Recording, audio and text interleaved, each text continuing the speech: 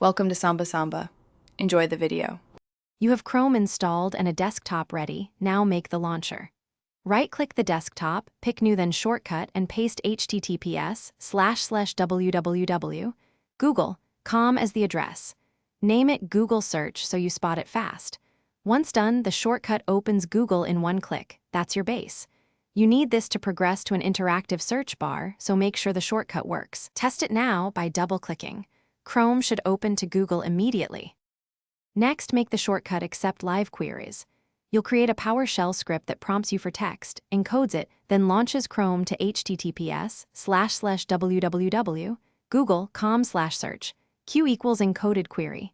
Save it as Google Search. PS1 and place it somewhere permanent. Then create a desktop shortcut that runs PowerShell execution policy bypass file c/path/Google Search. PS1. Once done, double-click that new shortcut. A prompt appears, type a search term and press Enter. Finish by polishing and safeguarding the tool. Change the icon to Google for instant recognition and pin the shortcut to the taskbar if you want a permanent search button. If the script fails to run, make sure execution policy allows local scripts.